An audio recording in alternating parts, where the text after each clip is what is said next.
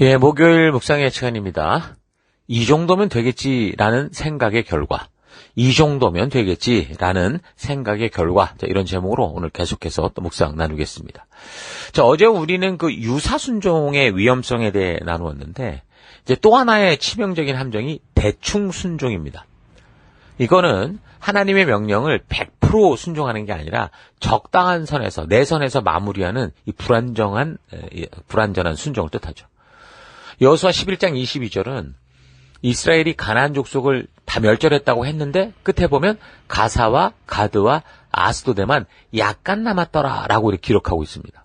그러니까 이스라엘은 승리의 도취에서 혹은 귀찮음과 안일함 때문에 또는 너무 긴 전쟁으로 말미암아 쉬고 싶었는지 모르지만 약간 남은 이 적들을 대수롭지 않게 여겼습니다.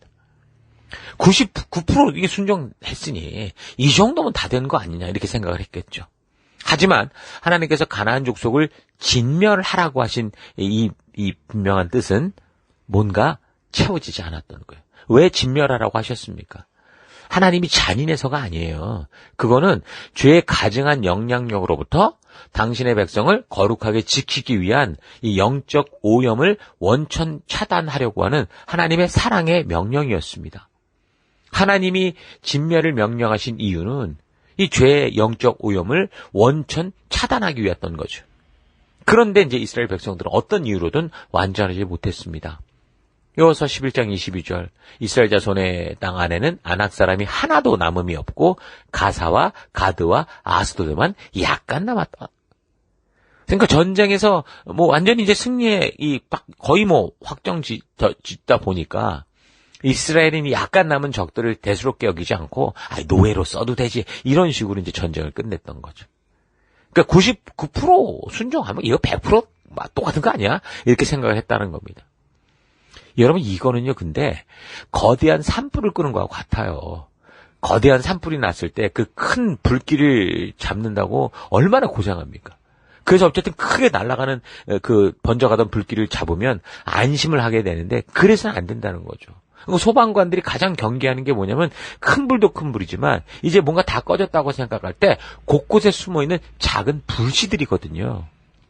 큰 불길은 잡았지만 곳곳에 남은 작은 불씨를 무시하고 철수했다가 대수롭지 않게 방치하고 철수한 그 작은 불씨, 그 1%밖에 안 되는 불씨가 이제 바람을 만나면 더 엄청난 후폭풍을 일으켜 재앙을 만들죠.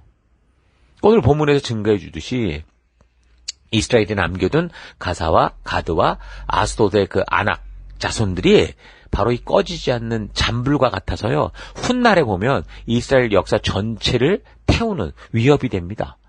이스라엘이 남겨둔 그 작은 불씨는 훗날 이스라엘 전체를 위협하는 그런 거대한 재앙이 되고 말았어요.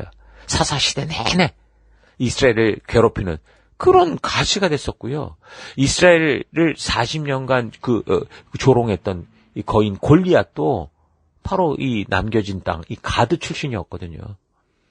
그러니까 대충 순종은 지금 당장 어떻게 보면 문제 없어 보이고 오히려 괜찮아 보여요. 하지만 그 불안정한 순종은 결국 나 자신과 또 사랑하는 우리의 다음 세대에게 끔찍한 재앙을 물려주는 행위라는 겁니다. 그러니까 99%의 순종은 온전한 순종이 아닙니다. 내가 이쯤이면 됐다고 남겨둔 그 1%의 불씨가 훗날 우리의 후대들을 위협할 그런 거인 골리앗이 되기 때문이라는 거죠. 자, 그래서 오늘 하루 나는 정말 하나님의 부르심이 너무도 분명한데 당장 이 큰 문제가 아니라고 생각을 해서 내가 이만큼 하면 됐지라고 생각을 해서 자꾸 그 부르심을 미루고 외면하고 또 남에게 미루고 이런 삶을 살고 있지는 않은지 좀 차분히 되돌아봤으면 좋겠습니다. 유사순종의 함정이 동기의 불순함에 있다면 이 대충 순종의 함정은 순종의 불완전함에 있습니다. 이만하면 됐다라는 생각이 영적 위기의 시작이죠. 99%의 순종은 온전한 순종이 아닙니다.